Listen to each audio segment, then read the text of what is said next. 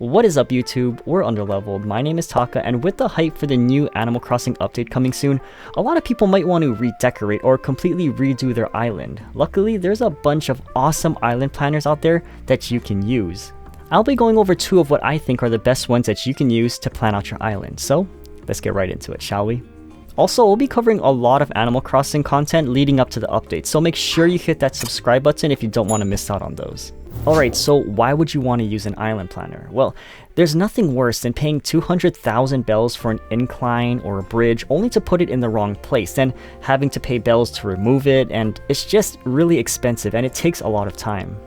I personally feel like it's a lot easier to plan out where your houses, paths, shops, major landmarks are going to go before you start building, just to make sure that everything lines up and you don't end up with something like this, where your path doesn't line up with your bridge, but you already built everything. You're not sure if you have to move everything over one block. It's just a huge mess. But anyways, let's check out the first island planner now. Alright, so this one is my favorite and my go-to when it comes to designing and planning my island. It's called Happy Island Designer, and it's made by U Generation, or EU Generation. I'm not too sure, but the link for it will be in the description down below. Now, it's 100% free to use, and it works perfectly on my phone as well as on my computer. It's a 2D top-down map with a grid that you can toggle on or off. But this is so easy to use. First, it'll ask you which island layout you have. This is mainly where your river inlets, town hall, and airport are located, as they do vary from island to island. They have 75 pre-made maps to choose from, but don't worry, because if you don't see your island layout in this list, they have a blank map that you can just add your river inlets, town hall, and airport, and you should be good to go. From there, you can easily add cliffs designated by the different colors of green, as well as rivers and lakes, sand, and even gray tiles for your rock locations. Now you can also change your tile size, as well as if you want it to be a square or a circle. You can also choose if you want to use a line tool, which lets you draw in straight lines, or the free draw brush. It's extremely easy and takes seconds. Could you imagine how long this would take to do in-game? A really long time. You can also zoom in and zoom out as much as you want, and if you make a mistake, all you have to do is select the base green color and color over it. Easy, right? The next tab down are going to be your paths. Now, they have a variety of different paths to choose from, and it works the same as the previous tab, except if you want to erase a path, all you have to do is select the eraser tool and erase it. The next two tabs are going to be your different houses, shops, and landmarks such as town hall, the airport, the museum, and campsite. Now, these are accurate to the size in-game, so you can easily plan out your island and then just copy the placement in-game, and everything should fit exactly the same. Now, if you ever place a house or a landmark and you want to delete it, all you have to do is click on it, then press the X to get rid of it. But after you place it, you can also just click and drag it anywhere you want. Now, just keep in mind that there are limitations to how close you can build certain structures to, let's say, a cliff or a bridge or even another building. This planner does not take that into account, as it allows you to place homes and landmarks right on top of each other, which you can't do in-game. So just remember that when you're planning your island. Alright, moving on to the next tab, which is going to be your bridges and inclines. Now, they only have a couple of bridge and incline designs, but I mean, it's mainly to just plan the spacing and placement, so you really don't need too many types, but they do include bridges at different angles, which is really nice. And finally, the last two tabs are going to be your trees and your flowers. Now, I kind of wish you could draw a line of them or had a brush tool in case you had a lot of flowers to place, but they did include all the flowers and trees, so honestly, I can't really complain.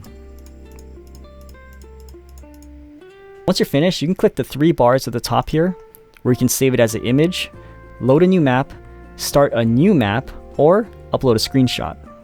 Now here's an island that I've been working on. Just adding the final touch now, and done.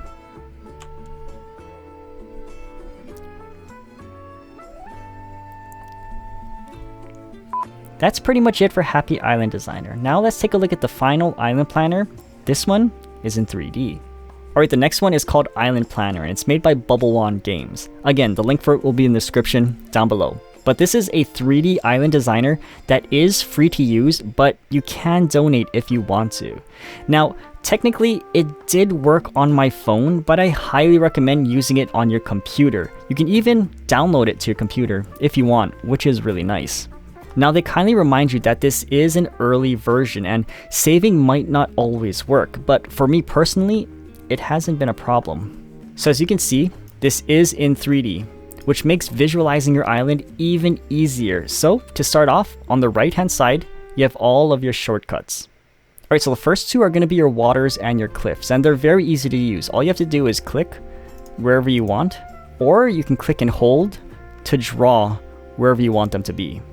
Now, if you want to get rid of a corner or you want to cover it up, all you have to do is click on it, or you can click and hold and draw wherever you want to cover up. Now for the cliffs, it's a little bit different. If you want to add cliffs, it's the same. You just left click, or you can left click and hold to draw cliffs. Now, if you want to cut the corner off of a cliff, you left click the corner. And if you want to delete cliffs, you right click, or right click and hold to draw and delete whichever cliffs you want. Now, what's also really cool about this is that you can add waterfalls.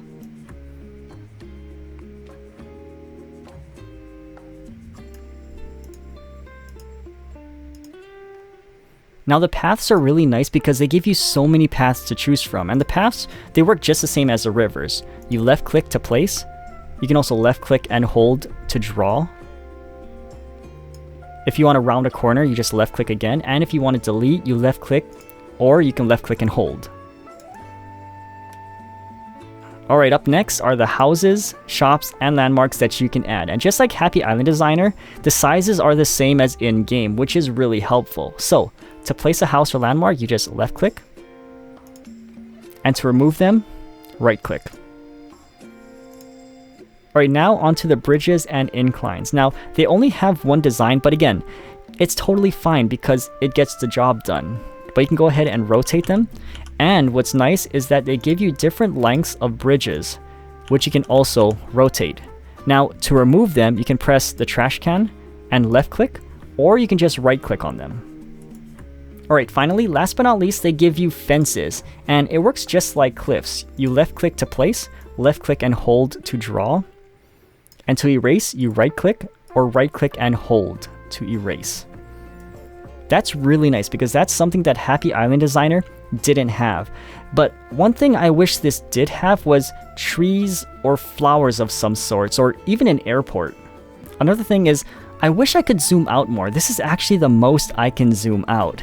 It makes it a little hard to see more of the island. But if you scroll down, you can see the known issues they have, as well as things that they're going to add, which I'm really excited about.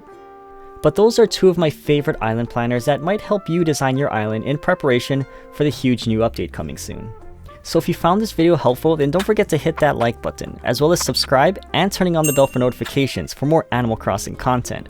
But thank you for watching, and I'll see you next time. Bye.